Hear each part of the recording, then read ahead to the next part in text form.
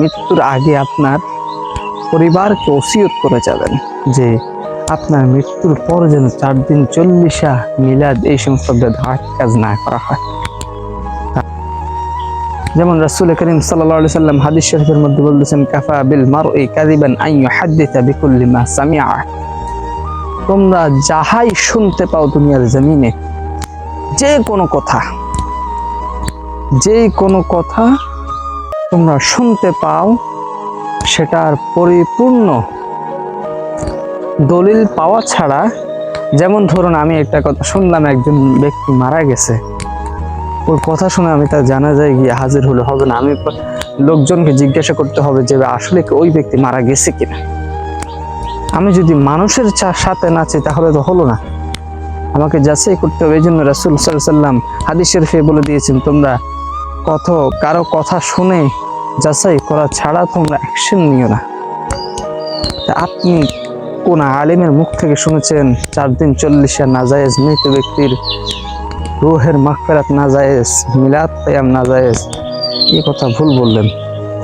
কারণ আমি শুধু এতটুকুই বলবো, মিলাদ কিয়াম সম্পর্কে আল্লাহ পাক রব্বুল আলামিন পবিত্র কুরআনুল কারীম ইরশাদ করতেছেন, ইন্নাল্লাহা ওয়া মালাইকাতাহু ইউসাল্লুনা আলান নবী ইয়া আইয়ুহাল্লাযীনা আমানু সাল্লু আলাইহি ওয়া সাল্লিমু তাসলিমা।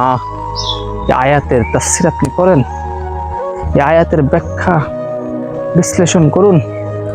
তাহলে আপনি যদি না পান তাহলে তখন বলবেন যে ভাই আমরা তো কোরআনে পাই নাই। কোরআন এটা হচ্ছে মিলাদ কিয়ামের স্পষ্ট দলিল। যেমন ধরেন আমরা মৃত ব্যক্তির 4 দিন 40 করি, এখানে আমরা কি করি, মানুষকে খাওয়াই, বিনা পয়সায় দাওয়াত দিই, আসে, আমার মায়ের জন্য দোয়া হয়, মিলাদ কিয়াম হয়, ওইখানে রাসূলের শানে সালাম দেওয়া হয়, রাসূলের শান মানকে ইজ্জতের সহিত বড় করার জন্য দুরূদ করা হয়, তারপর মানুষকে খাওয়ানো হয়। ওইটার জন্য শুধু দিন নির্ধারণ করলেই শুধু বেদাত হয়? তাহলে বেদাতের সংজ্ঞা কি? কোন একজন আলেম আমার সামনে বলেছিল যে বেদাত হচ্ছে ওই জিনিস যেটা নব আবিষ্কৃত। রাসূল সাল্লাল্লাহু আলাইহি ওয়াসাল্লামের একটা হাদিস দেখে উনি বললেন, নব আবিষ্কৃত জিনিস যেটা রাসূল সাল্লাল্লাহু আলাইহি ওয়াসাল্লামের যুগে ছিল না, সাহাবায়ে কেরামের যুগে ছিল না, বেদাত। আমি তাকে বলবো, আপনি যে পাঞ্জাবি গায়ে দেন, জুব্বা স্টাইল অনেক সুন্দরভাবে ফিটফাট করা, খুব সুন্দর সেলাই, এটা তো রাসূল সাল্লাল্লাহু আলাইহি সাল্লামের যুগে ছিল না।